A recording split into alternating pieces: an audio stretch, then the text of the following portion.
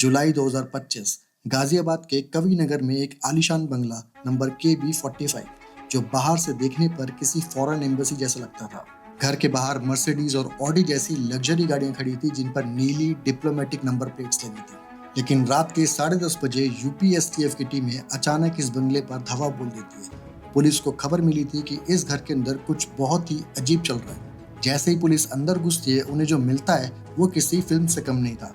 Table पर रखे थे 12 देशों के पासपोर्ट, लेकिन शॉकिंग बात ये थी कि ये देश असल में दुनिया के मैप पर थे ही नहीं। दीवारों पर प्रधानमंत्री मोदी के साथ फोटो लगी थी जो पूरी तरह से मॉर्फ्ड यानी कि फर्जी थी। पुलिस को वहां से बरामद होते हैं 44 लाख रुपए कैश, करोड़ों की फॉरेन करेंसी और 28 फर्जी सरकारी स्टैंप्स। ये कोई छोटा मोटा फ्रॉड नहीं था, ये कहानी है हर्षवर्धन जैन की।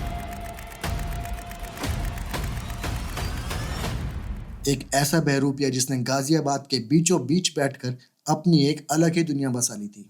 उसने बड़े बड़े बिजनेसमैन और बेरोजगार युवाओं को करोड़ों का चूना लगाया, वो भी इंटरनेशनल डिप्लोमेट बनकर। हर्षवर्धन जैन, हर्षवर्धन जैन, हर्षवर्धन जैन, हर्षवर्धन जैन, हर्षवर्धन जैन, हर्षवर्धन हर्षवर्धन जैन, हर्षवर्धन जैन। पर सवाल यह है कि एक आम बिजनेसमैन का बेटा इतना बड़ा इंटरनेशनल फ्रॉडस्टर बना कैसे, और उसका तांत्रिक चंद्रस्वामी और दाऊद इब्राहिम के करीबियों के साथ क्या कनेक्शन था। चलिए आज की वीडियो में इसी रात से पर्दा उठाते हैं।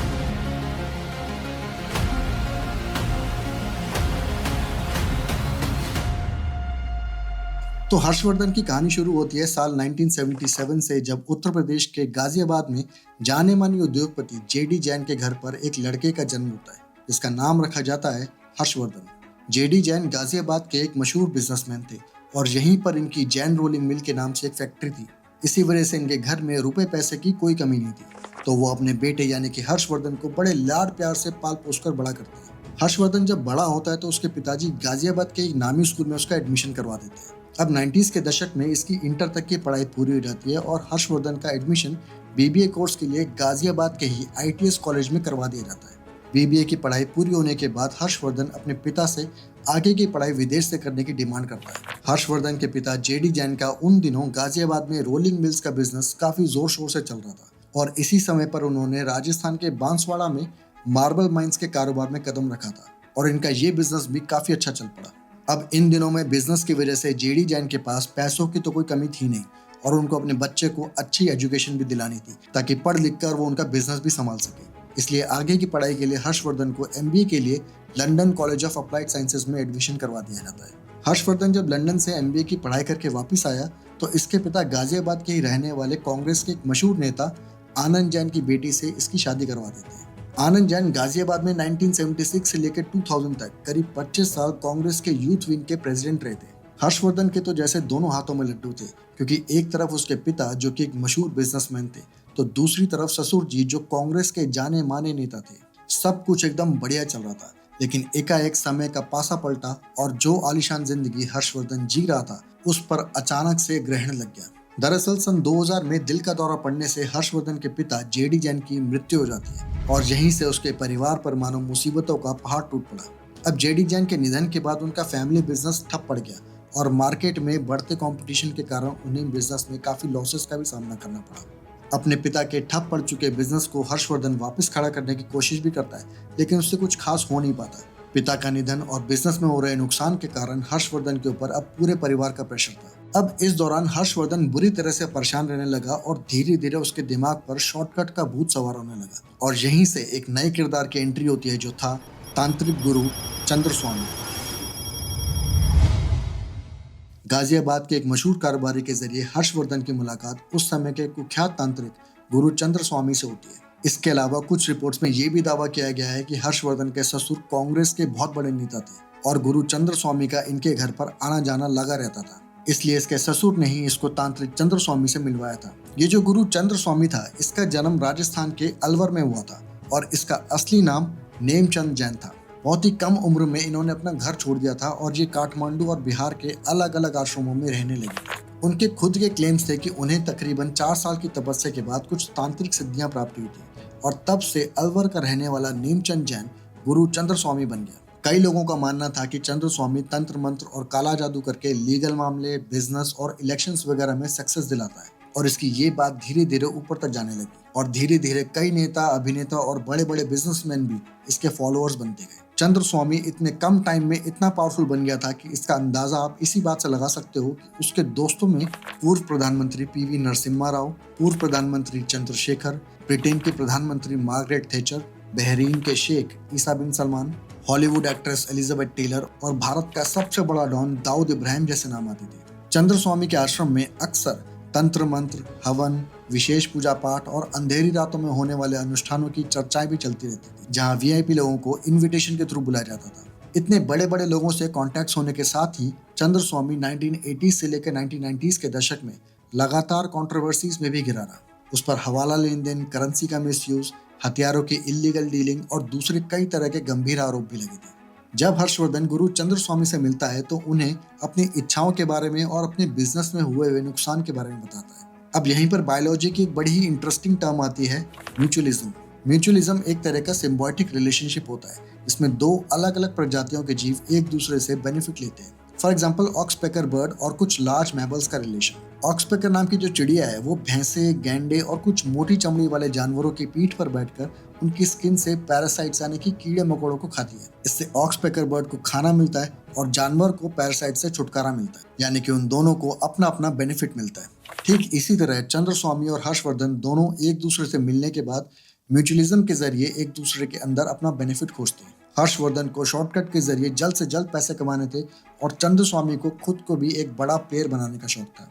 उस टाइम चंद्र स्वामी को हर्षवर्धन के अंदर एक ऐसा आदमी नजर आता है जो उसके इंटरनेशनल नेटवर्क को और ज्यादा मजबूत कर सकता था। अब चंद्र स्वामी और हर्षवर्धन दोनों साथ में लंदन जाते हैं और यहीं से चंद्र स्वामी हर्षवर्धन को इंटरनेशनल ट्रेड और डिप्लोमेटिक रिलेशंस के थ्रू पैसे कमाने के सपने दिखाता है। और जहां पर कहानी में दो और किरदारों की एंट्री होती है, अदनान खगोशी और एहसान अली सैयद। चंद्र स्वामी लंदन में हर्षवर्धन की मुलाकात इन दोनों से करवाता है। अदनान खगोशी सऊदी अरब का एक बड़ा हथियार तस्कर और बिजनेसमैन था जो 1980s में दुनिया के सबसे अमीर और सबसे फेमस लोगों में गिना जाता था। उस पर हथियारों की अवैध डीलिंग और मनी लॉन्ड्रिंग जैसे कई गंभीर आरोप लग चुके थे। खगोशी के अलावा एहसान अली सैयद हैदराबाद में पला बड़ा हुआ था, लेकिन उसने टर्की की सिटीजनशिप ले ली थी। ये भी एक इंटरनेशनल फ्रॉडस्टर था जो बड़ी बड़ी कंपनियों और कई देशों की तमाम सरकारों को करोड़ों रुपए का चूना लगा चुका था। अदनान खगोशी और एहसान अली ये दोनों ही तांत्रिक चंद्र स्वामी के इंटरनेशनल नेटवर्क के मेन खिलाड़ी थे, जिन पर पहले से ही धोखाधड़ी और अवैध गतिविधियों के गंभीर आरोप लगे हुए थे। चंद्र स्वामी ने हर्षवर्धन को इन लोगों से इसलिए मिलवाया ताकि वो हर्षवर्धन के जरिए अपने नेटवर्क को और ज्यादा फैला सके। हर्षवर्धन पढ़ा लिखा था और उसने लंदन के नामी कॉलेज से MBA भी कर रखी थी, इसलिए इंटरनेशनल मार्केट कैसे काम करता है इस चीज की उसे पूरी जानकारी थी। इंटरनेशनल नेटवर्क में फैले अवैध कारोबार की नॉलेज के लिए वो अदनान खगोशी और एहसान अली से मदद लेता है। इस दौरान हर्षवर्धन ने देखा कि दुबई और अबू धाबी जैसे शहर इन्वेस्टमेंट, हवाला और मनी लॉन्ड्रिंग जैसे काम के लिए बड़े सेंटर है, क्योंकि टैक्स को लेकर यहाँ की सरकारें इतनी सख्त नहीं है। इसीलिए अब हर्षवर्धन ने इसी जगह से अपनी शेल कंपनीज की नींव रखनी स्टार्ट की और बैंक अकाउंट्स का नेटवर्क बनाने लगा। UAE के अलावा लंदन में भी नई कंपनीज का रजिस्ट्रेशन आसानी से हो जाता है और यहाँ भी नियम कानून काफी आसान है, साथ ही टैक्स में भी छूट मिल जाती है। इसलिए हर्षवर्धन ने यहाँ से भी अपनी कुछ शेल कंपनीज को रजिस्टर करवाकर उन्हें ऑपरेट करना चालू कर दिया। और इस तरह 2005 से लेकर 2015 के बीच हर्षवर्धन ने कुल 162 फॉरेन ट्रैवल किए, जिसमें से वो तकरीबन 54 बार UAE और 22 बार यूनाइटेड किंगडम गया। वो इन फॉरेन ट्रैवल का यूज अपनी पहुंच और अपनी इंटरनेशनल पावर को शो ऑफ करने के लिए किया करता था, जिससे वो लोगों के ऊपर अपना रुतबा जमा सके और किसी को भी उसके ऊपर शक न हो। इस दौरान हर्षवर्धन ने एक सैटेलाइट फोन भी खरीदा, जिससे वो विदेश में बैठे अपने आकाओं और अपने पार्टनर्स से कम्युनिकेट किया करता था, ताकि उसकी कॉल को ट्रेस नहीं किया जा सके और वो आसानी से अपना काला कारोबार चला सके। सैटेलाइट फोन क्या होता है और ये कैसे काम करता है, इसके बारे में वीडियो में आगे बात करेंगे। अब तक हर्षवर्धन मॉरिशस और कैमरून जैसे अलग अलग 17 छोटे छोटे देशों के विजिट करके वहां अपने अवैध इंटरनेशनल कारोबार को खड़ा कर चुका था। अपने काम के लिए उसने सिर्फ ऐसे देशों को ही चुना था जहां पर उसे रूल्स, रेगुलेशन और टैक्स को लेकर कुछ लूपहोल्स दिखे। इस तरह उसने अलग अलग देशों में कुल 25 शेल कंपनीज बनाई और इन्हीं देशों में उसने अलग अलग बैंक खाते भी खुलवाए। बेसिकली शेल कंपनीज ऐसी कंपनीज होती है जिनका रियल वर्ल्ड में ना तो कोई बिजनेस होता है और ना ही कोई ऑफिस। इन कंपनीज के अंदर कोई एम्प्लॉय या किसी तरह का कोई स्टाफ भी नहीं होता। ये कंपनीज एक फर्जी ईमेल एड्रेस और एक फर्जी बैंक अकाउंट के साथ सिर्फ कागजों पर मौजूद रहती है। जैसे ही हर्षवर्धन के पास कोई ब्लैक मनी आती तो वो उसे अपने पर्सनल बैंक अकाउंट में नहीं डालता, क्योंकि ऐसा करने पर सरकार को उस पैसे का सोर्स बताना पड़ता है या उसका रिकॉर्ड दिखाना पड़ता है कि वो पैसा कहाँ से आया और जवाब नहीं मिलने पर ईडी या फिर सीबीआई के थ्रू पकड़े जाने का डर भी होता है। तो इस सिस्टम से बचने के लिए उसकी ये शेल कंपनीज काम में आती थी। हर्षवर्धन के पास कोई भी मोटा अमाउंट आता तो वो उस अमाउंट को हवाला चैनल या किसी दूसरे सीक्रेट तरीके से देश से बाहर भेज देता और फौरन में अपनी बनाई हुई किसी शेल कंपनी के अकाउंट में वो पैसा जमा करवा देता। अब उस पैसे को लीगल दिखाने के लिए उसके पास दो रास्ते थे। या तो वो उस विदेशी शेल कंपनी से भारत में किसी अपनी ही कंपनी में निवेश के रूप में पैसा भेज देता, जिसे फॉरेन डायरेक्ट इन्वेस्टमेंट या एफडीआई कहते हैं, या फिर दूसरा ऑप्शन था कि वो अपनी ही किसी दूसरी शेयर कंपनी के थ्रू फर्जी इनवॉइस बनाकर बिजनेस ट्रांजैक्शन दिखा देता। इसको ऐसे समझते हैं कि मान लीजिए कंपनी ए दुबई में है और कंपनी बी सिंगापुर में। अब कंपनी ए ने कंपनी बी को कंसल्टिंग सर्विस दी और 50 करोड़ का बिल बना दिया, जिसके बाद कंपनी बी 50 करोड़ रुपए कंपनी ए को भेज देती है और ऐसे ही ये पैसा बी कंपनी से सी में और सी कंपनी से डी में घुमा दिया जाता है और ये प्रोसेस चलता रहता है और ये सारी कंपनियां ही हर्षवर्धन की होती है। इस तरह जब पैसा कई देशों और कई कंपनियों में घूमता रहता है तो पैसा कहाँ से आया उसका रियल सोर्स छुप जाता है। इससे ऐसा दिखता है कि ये पैसा किसी एक बिजनेस ट्रांजैक्शन से आया है और आखिर में जब वो पैसा भारत लौटता है तो वो एक साफ सुथरा इन्वेस्टमेंट या फिर कमाई की तरह दिखता है। इस पूरे प्रोसेस को लेयरिंग कहा जाता है। पैसों के इस फर्जी ट्रांजैक्शन से हर्षवर्धन को एक साथ दो फायदे मिलते थे। एक तो उसका ब्लैक का पैसा व्हाइट में कन्वर्ट हो जाता और दूसरा वो इन कंपनीज के फर्जी ट्रांजैक्शन और फर्जी टर्नओवर दिखाकर कई बड़े बड़े बिजनेसमैन को इन कंपनीज में इन्वेस्ट करने के लिए पुश करता और अपने जाल में फंसाता। हर्षवर्धन की पूरी जिंदगी जैसे एकदम मजे से कट रही थी, लेकिन तभी साल 2011 में खुफिया एजेंसीज को इनपुट मिलता है कि दिल्ली के गाजियाबाद में कोई आदमी सैटेलाइट फोन्स को यूज कर रहा है। इस इंफॉर्मेशन के बेस पर गाजियाबाद के कविनगर थाने की पुलिस हर्षवर्धन के घर पर छापा मारती है और उसे सैटेलाइट फोन के साथ रंगे हाथ पकड़ लेती है। पुलिस के रिकॉर्ड में उसके क्रिमिनल बैकग्राउंड का ये शुरुआती सिग्नल था। अब सैटेलाइट फोन क्या होता है और ये कैसे काम करता है, भारत में इसको रखना इलीगल क्यों है और हर्षवर्धन इसे किस काम में यूज करता था। तो सैटेलाइट फोन की कीमत आमतौर पर 40,000 से लेकर 1 लाख तक होती है।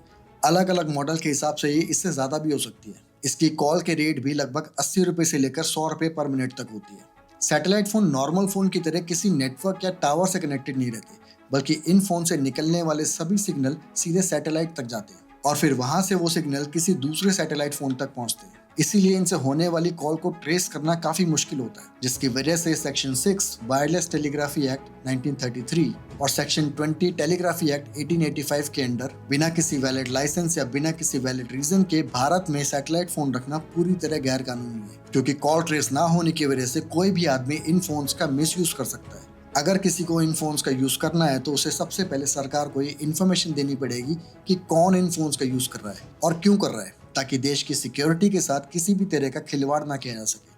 जिस तरह नॉर्मल फोन के सिम कार्ड के लिए एयरटेल, जियो या बीएसएनएल जैसी कंपनीज है, उसी तरह पूरे वर्ल्ड में सैटेलाइट फोन की सर्विस देने वाली भी सिर्फ 3 एजेंसीज है। यूएई की थुराया, यूएस की इरिडियम कम्युनिकेशन और यूनाइटेड किंगडम की इनमार्सेट। इनमें से थुराया और इरिडियम की सैटेलाइट सर्विसेज इंडिया में पूरी तरह से बैन है, लेकिन यूके की इनमार्सेट के साथ बीएसएनएल ने एग्रीमेंट कर रखा है। यानी अगर भारत में अगर किसी को सैटेलाइट फोन यूज करना है तो सिर्फ बीएसएनएल की परमिशन लेकर ही कर सकते हैं। ये फोन उस टाइम काम में आते हैं जब मोबाइल नेटवर्क या इंटरनेट सर्विसेज अवेलेबल नहीं होती, जैसे समुद्र के बीच में, रेगिस्तान में, पहाड़ी इलाके में या फिर किसी नेचुरल डिजास्टर वाली सिचुएशन में। इसीलिए इन फोन्स का यूज बीएसएफ के जवान, रेलवे के एम्प्लॉयज, मछुआरे, फॉरेस्ट डिपार्टमेंट के कुछ एम्प्लॉयज या फिर पानी के जहाजों पर रहने वाले नेवी ऑफिसर्स जैसे लोग करते हैं। इसके अलावा कुछ बड़े नेशनल लेवल पे बैठे हुए लोग भी सिक्योरिटी रीजंस की वजह से इन फोन्स का इस्तेमाल करते हैं, जैसे किसी देश का प्रधानमंत्री या फिर रक्षा मंत्री। और इलीगल तौर पे इनका यूज टेररिस्ट एक्टिविटीज या फिर ड्रग्स की तस्करी जैसे कामों के लिए किया जाता है, लेकिन इन कामों के लिए थुराया या फिर इरिडियम का ही फोन यूज किया जा सकता है, क्योंकि बीएसएनएल के साथ किए गए एग्रीमेंट के हिसाब से इनमार्सेट की सर्विसेज बिना किसी वैलिड लाइसेंस या बिना किसी परमिशन के भारत में काम ही नहीं करेगी। इसीलिए हर्षवर्धन ने अपने पास मोस्ट प्रोबेबली थुराया या फिर इरिडियम का फोन ही रखा हुआ था। अब हर्षवर्धन को इस मामले में जेल होती है, लेकिन बाद में जमानत भी मिल जाती है, लेकिन ये केस अभी भी गाजियाबाद के कविनगर थाने में पेंडिंग पड़ा है। इस केस से जमानत मिलते ही अब हर्षवर्धन का कॉन्फिडेंस और ज्यादा बढ़ने लग गया। उसके पास पैसा था और कुछ हद तक पावर भी थी, लेकिन अभी तक उसके पास ऐसी कोई पोजीशन नहीं थी जिसका यूज करके वो अपने नाम के आगे लगाकर अपना दबदबा कायम कर सके। यहाँ से उसके शैतानी दिमाग में एक आइडिया आता है और यहीं से शुरुआत होती है उसके नाम के आगे लगने वाले माइक्रोनेशन टाइटल्स की।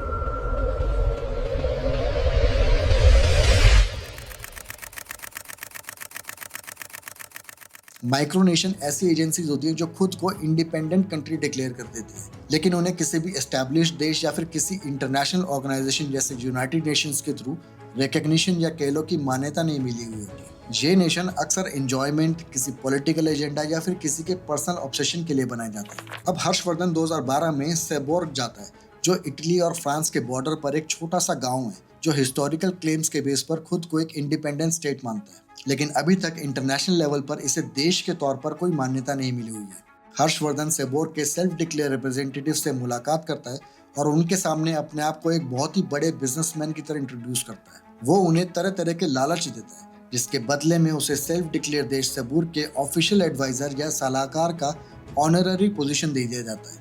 ऑनररी पोजीशन एक ऐसी पोजीशन होती है जिसे रिस्पेक्ट के रूप में दिया जाता है। इस पोजीशन के लिए आदमी को आमतौर पर कोई सैलरी या जिम्मेदारी नहीं मिलती, बल्कि ये सम्मान रेपुटेशन या सोसाइटी में किसी स्पेशल कंट्रीब्यूशन के लिए दिया जाता है। जैसे डॉक्टर APJ अब्दुल कलाम और अमिताभ बच्चन, इन्हें भी बाहर की कई यूनिवर्सिटीज ने डॉक्टरेट का ऑनररी टाइटल दे रखा है। इसके अलावा महेंद्र सिंह धोनी को भी भारत की टेरिटोरियल आर्मी ने लेफ्टिनेंट कर्नल का ऑनररी टाइटल दे रखा है। सचिन तेंदुलकर, कपिल देव, लता मंगेशकर, अनुपम खेर जैसे और भी कई नाम हैं जिन्हें ऑनररी टाइटल मिला हुआ है। अब सेबोर्ग से एडवाइजर की पोजीशन मिलने के बाद साल 2016 में हर्षवर्धन वेस्ट आर्कटिका से भी ऑनररी काउंसिल का टाइटल ले लेता है। वेस्ट आर्कटिका भी सेबोर्ग की तरह एंटार्क्टिका में एक माइक्रोनेशन कंट्री है, जिसे 2001 में अमेरिकन सिटीजन ट्रेविस मैकहेनरी ने बनाया था। हर्षवर्धन को पता था कि एक सिंपल बिजनेस से इंटरनेशनल लेवल पर बड़े स्कैम करना और लोगों को ठगना बहुत ही मुश्किल होगा, इसीलिए उसने इन माइक्रोनेशन से संबंध बनाए और उनसे ये टाइटल हासिल किए। इन टाइटल्स का यूज करके वो लोगों पर ये इंप्रेशन डालना चाहता था कि उसके पास इंटरनेशनल रिलेशंस, सरकारी पहुंच और पॉलिटिकल कनेक्शंस हैं, जिससे लोग उसके झांसे में आसानी से आ सके। माइक्रोनेशन से स्पेशल टाइटल लेने के बाद जैसे ही सन 2016 बीता तो हर्षवर्धन के शैतानी दिमाग में एक और आइडिया आता है। हर्षवर्धन को लगता है कि वो इन इमेजिनरी कंट्रीज के लिए इंडिया में एक ऑफिशियल रिप्रेजेंटेशन भी बना सकता है, और यहीं से शुरुआत होती है उसके सबसे बड़े फ्रॉड की।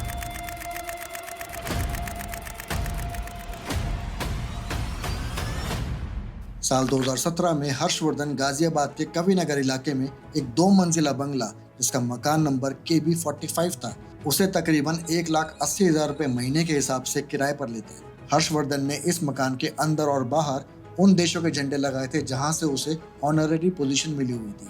इसके अलावा 2 और इमेजिनरी कंट्रीज, लोडानिया और पोलविया, जिनका वर्ल्ड के मैप पर कोई नामो निशान ही नहीं है।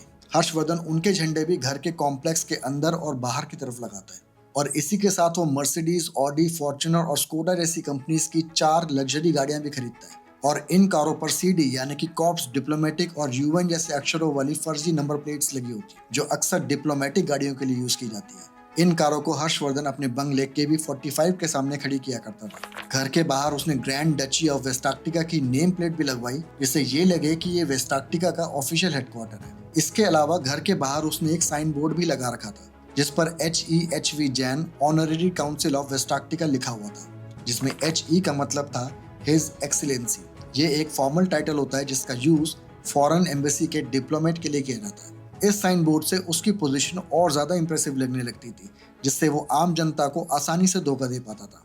बंगले के अंदर हर्षवर्धन अपना एक ऑफिस भी बनाता है, जिसके अंदर की दीवारों पर उसने अपने साथ एडिट करके भारत के प्रधानमंत्री नरेंद्र मोदी और पूर्व राष्ट्रपति APJ अब्दुल कलाम की तस्वीरें भी लगा रखी थी। इन फर्जी तस्वीरों को उसने अपनी वेबसाइट, सोशल मीडिया प्रोफाइल और व्हाट्सएप पर भी लगा रखा था। ये तस्वीरें उसकी पहुंच और पॉलिटिकल पावर का झूठा सबूत थी, और आम लोग इन तस्वीरों को देखकर उसकी बातों पर आसानी से विश्वास कर लेते थे। इस तरह धीरे धीरे उसने अपने पूरे घर को एक एक्चुअल एम्बेसी बना दिया था, ताकि लोग उस पर विश्वास कर सके।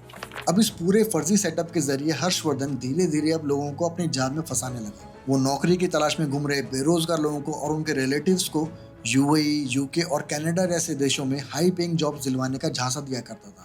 वो लोगों के सामने दावा करता था कि उसे कई देशों की एम्बेसीज में और कई मल्टीनेशनल कंपनीज में स्पेशल कोटा अलॉटेड है, और उन इंस्टीट्यूशंस में उसकी अंदर तक पहुंच है। और इस तरह के फर्जी दावों से उसने कई लोगों को अपने चंगुल में फंसाकर प्रोसेसिंग फीस और वीजा फीस के नाम पर लाखों रुपए वसूले।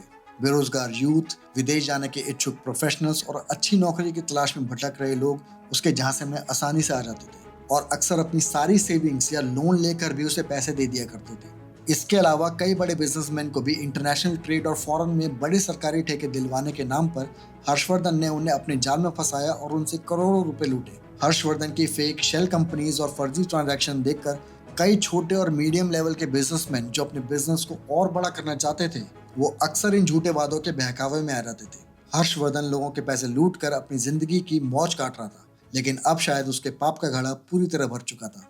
जुलाई 2025 में यूपीएसटीएफ यानी कि Uttar Pradesh special task force को कई सीक्रेट सोर्सेज से खबर मिलती है कि गाजियाबाद के कवि नगर इलाके में एक आदमी फर्जी एम्बेसी चला रहा है और वहां से बहुत बड़े लेवल पे धोखाधड़ी की जा रही है। इसके साथ ही उसकी शेल कंपनीज और हवाला लेन देन के कारण आईबी और रॉ को भी कुछ इनपुट्स मिले थे। इन्फॉर्मेशन मिलते ही यूपीएसटीएफ के कान खड़े हो जाते हैं और एसटीएफ की नोएडा यूनिट कुछ सिलेक्टेड ऑफिसर्स की एक हाई लेवल टीम बनाती है। टीम की कमान संभालने के लिए चुना गया था यूपी पुलिस के एसएसपी सुशील घुले को, जो एक सीनियर पुलिस ऑफिसर थे। 22 जुलाई 2025 को रात के 10:30 बजे बिना किसी वार्निंग के एसएसपी सुशील घुले अपनी टीम के साथ कवि नगर के बंगले नंबर KB 45 पर पहुंचते हैं। हर्षवर्धन अपने बंगले में बैठा आराम कर रहा था। उसे पता नहीं था कि उसकी अय्याशी करने के दिन अब खत्म होने वाले। टीम रात के तकरीबन 11 बजे सबसे पहले हर्षवर्धन को गिरफ्तार कर लेती है ताकि रेड के दौरान उसे कोई भी सबूत मिटाने का मौका ना मिले। गिरफ्तार करने के बाद टीम अपने काम पर लग जाती है और रात के करीब 11:30 बजे से लेकर सुबह तकरीबन 3 बजे तक पूरे बंगले का चप्पा चप्पा छान मारा जाता है। पुलिस इस रेड में तकरीबन 44,70,000 रुपए कैश के साथ कई हार्ड ड्राइव, कई मोबाइल फोन और कई तरह के डॉक्यूमेंट्स को भी जब्त करती है। इसके साथ ही पुलिस को उसके पास से भारी मात्रा में डॉलर, पाउंड और यूरो जैसे फॉरेन करेंसीज भी मिली। अब पुलिस को कंफर्म हो गया था कि वो मनी लॉन्ड्रिंग के थ्रू बड़े ट्रांजैक्शंस किया करता था और हवाला से फॉरेन करेंसी भी लाता था। रेड के दौरान जांच के लिए फॉरेंसिक टीमों को भी बुलाया गया ताकि इलेक्ट्रॉनिक सबूतों को सही ढंग से इकट्ठा किया जा सके। जांच में ये भी सामने आया है कि हर्षवर्धन ने एहसान अली सैयद के साथ मिलकर हवाला और मनी लॉन्ड्रिंग से करीब 300 करोड़ की ब्रोकरेज कलेक्शन की थी। टीम के सामने ये भी आया कि 2002 से लेकर 2004 के बीच में हथियार तस्कर अदनान खरगोशी ने हर्षवर्धन के खातों में सीधे 20 करोड़ ट्रांसफर भी किए थे। ये पैसा शायद हथियारों की तस्करी या फिर हवाला के कारोबार से लिंक था। ये सब दिखा रहा था कि उसका नेटवर्क कितना गहरा और कितना खतरनाक था, और अगर इसे इस वक्त पर पकड़ा ना जाता तो ये देश और समाज के लिए कितना खतरनाक साबित हो सकता था। 23 जुलाई 2025 को हर्षवर्धन को गाजियाबाद कोर्ट में पेश किया जाता है, जहां से कोर्ट ने उसे 14 दिन की हिरासत में भेज दिया। पुलिस ने आगे की जांच के लिए 5 दिन की रिमांड की भी मांग की ताकि उसके पूरे नेटवर्क, उसके बाकी बचे हुए बैंक खाते, उसकी शेल कंपनीज और उसके बाकी पार्टनर्स के भी इंफॉर्मेशन मिल सके। कोर्ट और पुलिस ने हर्षवर्धन पर BNS की धारा 318, 336, 338, PMLA और हवाला के कई आरोपों में मुकदमे दर्ज किए। इसके अलावा उसके ऊपर 2011 में अवैध सैटेलाइट फोन रखने का मामला अभी भी कोर्ट में चल रहा है। वहीं बात करें हर्षवर्धन के साथियों की, तो एहसान अली सैयद को 2022 में लंदन से गिरफ्तार कर लिया गया था और वो अभी भी स्विट्जरलैंड की जेल में 6.5 साल की सजा काट रहा है। इसके अलावा अदनान खरगोशी और तांत्रिक गुरु चंद्रस्वामी, इन दोनों की साल 2017 में मृत्यु हो गई थी।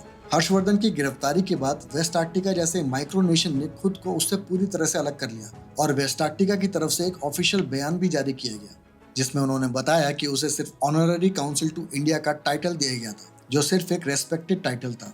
इसके अलावा उसे वेस्ट अर्टिका से इंडेफिनेट पीरियड के लिए सस्पेंड भी कर दिया गया है।